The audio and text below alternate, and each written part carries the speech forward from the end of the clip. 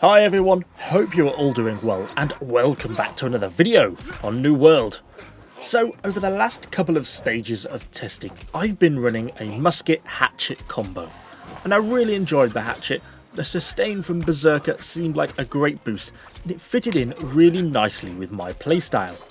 However, Hatchet only secondaries off of dexterity, it primaries off of strength, unlike the Musket in which dexterity is its primary. And damage scale from a primary is at 90%, but at secondary it's only 65%, so which effectively means I'm sacrificing some of my damage in return for being able to use the Hatchet. And as such, I wanted to check out a Musket Rapier combo, as Rapier also primaries off of dexterity, which will in effect give me that higher base damage. On top of that, Hatchet even got a small nerf at the start of Open Beta, and so this time round, in this version of Open Beta, that's what I did. I went for this Musket Rapier combo. But before we get into the Rapier, I guess we should be talking about the Musket, since that is the one weapon that I'm certainly using at release, and have been enjoying since Alpha. I just love how brutally accurate it is, the extremely long range, that it can hit a target right out at your maximum vision distance, and it hits like an absolute bus. Particularly when you spec it towards maximum alpha damage like I have with the passives. And I guess I kind of suspect that a lot of you are going to disagree with me here about my build, but I've actually only gone for two active skills with the musket, Powder Burn and Power Shot. All my other mastery points are spec'd into passives, because I'm trying to get my damage out early on, particularly in PvP. Once I've got my first few hits, that's it, I'm onto my melee, I'm pulling out my Rapier, pulling out my Hatchet, so abilities like Trapper don't really suit my playstyle all that well. But if Trapper works for you, if that suits your playstyle, then I think that does work perfectly well with the musket. It's still a very viable ability to use, just for me, I prefer the extra passives rather than trying to do the slowdown when someone's up close to me. I'm into melee mode. So, as we said, Powder Burn and Power Shot. I'm using the rest of the stuff down on the Powder Burn line, particularly the headshot. You're always trying to get headshots, not necessarily always that successfully, but at least that's what I'm aiming for. And that's obviously going to extend that burn to 13 seconds, and it's going to do the additional 12% musket damage while the target's on fire, so you've got a 13-second window in which to get extra shots in. The rest of my passives basically stacked into either headshot damage or standard damage, or giving some sort of debuff which is going to allow me to apply more damage with the next shot. These two are about fall off, so you can still do good damage when you're over that 50 meters, and this is increased damage when you're headshotting over distance. Even things like the ultimate here, I'm not interested particularly in the optical zoom, not really going to be using that, but that 15% damage increase to headshots, yeah, big thumbs up. Beyond that, we've just got more things, empower from headshots, a little bit of a stackable increase of damage, more damage if you're aiming down the sights, plus 10% damage for targets below 30% health. You know, it means that once you get down to like a third health, you can pretty much one-shot people, particularly if you're making use of Powder Burn. Beyond that, we continue down some extra damage, a little bit of extra movement speed, varying usefulness I suppose, but still kind of nice to have. And it kind of leads to the real key ability for me for getting the damage output is the tactical reload. Probably the most useful passive in the whole lot. So it essentially means that when you dodge, you instant reload. And you can only trigger once every 6 seconds. But it effectively means, so long as I load my Powder Burn before the fight starts, if I can hit my headshot with Powder Burn, I can then instantly reload with the tactical shot. Not only have we got a headshot which is activated various empowers, we've got the burn, so we're getting an extra 12% damage. Not to mention the fact that the target is actually just flat out burning at high damage for the next 13 seconds. So I can get 2 shots off. You can almost kill someone with the Powder Burn tactical reload followed by another hit if you get double headshot. So you can almost effectively almost one-shot people. I know you are reloading because you got the tactical reload, but all things considered, it makes it extremely high alpha damage. And that's why this class is built around that. It's built around this tactical reload. You're putting the maximum amount of damage you can out in like a couple of seconds. After that, you're on to melee. And that's what makes it so effective. Of course, if you're still at really long range, then you can continue on shooting, and in 6-second times you can tactical reload and double tap again.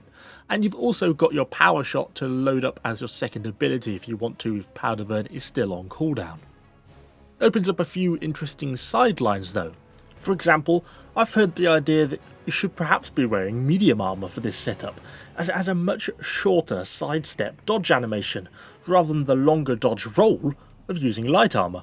This in effect means that you can reload far quicker with the tactical reload and get your 2 shots off in a shorter period of time. That's perhaps min-maxing in the extreme a little bit, and I think realistically I'll probably be sticking with light armor, as I really like that dodge roll. Particularly in melee, I find it a lot easier to at least stand a chance of trying to avoid some incoming damage. So I guess this all leads me on to the Rapier. I've heard it described as one of the harder classes to play, but I'm not really sure that's true. It has pretty great versatility, good mobility with its evade, and very high DPS output. As I mentioned at the start of the video, it does scale primarily off of dexterity, and secondaries off intelligence, which is exactly the same as the musket, so it does make them an obvious weapon combination. So there are really a couple of options when it comes to a Rapier build. Quite a few people go basically fully into the Grace Tree, with using evade, flesh, and then the riposte over here as well.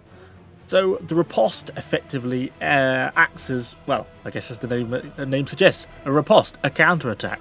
So basically you activate it, you have a 1-second window, and if the enemy hits you within that window, you basically block their attack and counter-stun them for 1.5 seconds. It also, as it says, you become briefly invulnerable after a successful riposte. So it's basically like a block, an auto block, as long as you get hit within that 1-second window. Works really nicely. I say, because it causes that stun, you can then get in and do a chunk of damage. I do like it. I do think it works well in PvP. I think it is quite an effective ability. I just slightly prefer Tondo more, and this is basically applying a bleed stack, or up to 3 bleed stacks. You basically swipe your blade in an arc, and it gives a 5-meter reach, so even if you're not that close to the enemy, you still stand a pretty good chance of landing a hit with it. It does 50% base damage, and then it stacks on 1 stack of bleed for the next 12 seconds, which isn't huge. You know, when you compare that to the musket's powder burn, which does immensely more damage, it seems a bit lackluster. But the cooldown on it, particularly once you get Thirst of Blood and again, makes that the cooldown is shorter than the duration of the bleed. So then you can hit again. And the second time you hit, not only does it refresh the first bleed, but it applies a second bleed stack. So then you'll have both 2 bleed stacks, both at 12 seconds. So you can kind of see how that works. So you can stack a reasonable amount of damage. Obviously, it's only useful in longer fights, so it's perhaps a more PvE-based ability, but it still certainly has its uses in PvP fights. Beyond that, evade, most people seem to use this. I really quite like it. It takes a little bit of getting used to sometimes, but effectively you perform a sidestep. It's a little bit like a dodge, like a medium armor dodge, but you also get temporary invulnerability when you do it, and you follow up with a really quick secondary attack. So in essence, you sidestep, stab, and you can basically, so long as you can time it properly to your enemy's attacks, then you stand a really good chance of being able to avoid taking any damage, as long as you just don't leave it too late. Yeah, good damage input. One thing you will notice, I was going to comment on the start, is when you compare the number of passives in the Rapier build, there is significantly less to choose from. If you flip back and have a look compared to the musket, there's a really large number of passives and not so much active abilities. Whereas Rapier has much longer active ability chains with bonuses that focus primarily on affecting these individual abilities, rather than passives that affect the class as a whole like you do on the musket. Now, flesh is a really nice one. You lunge forwards for 10 meters in like in a spinning motion, effectively. Goes through enemies, can hit multiple enemies at once. Really nice base damage.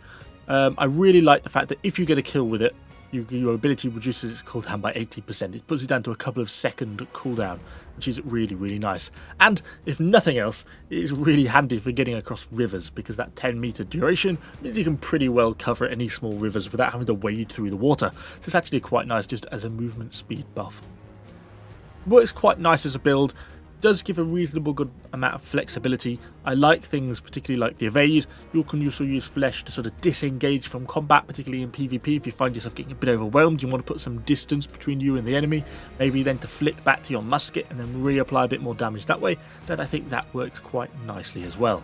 In terms of attributes for this build, I've been running around 75% dexterity to 25 constitution.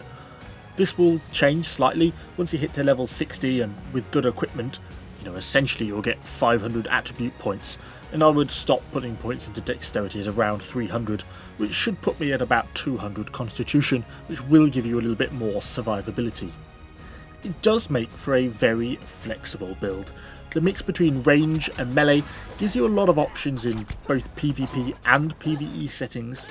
I find the musket particularly useful in 50v50 territory wars because they often seem to kick off in more of a skirmish capacity initially, and having that element of range, particularly a range that hits so hard and has basically full map range, really gives you a lot more options, and you can still get stuck in with the rapier if you want to get in for some melee. So for me, it makes a really nice build. I think it's a build we've seen quite a lot through the alpha, and particularly in the beta. I think we've seen a lot of it, so I think it's quite a popular build. If you are running rapier musket, or maybe you're running musket with a different weapon, maybe musket spear would be another viable combination, then do let me know what sort of build you've gone for in the comments down below. Got lots more New World content on the way, so do subscribe to the channel, and I shall see you guys all on the next one.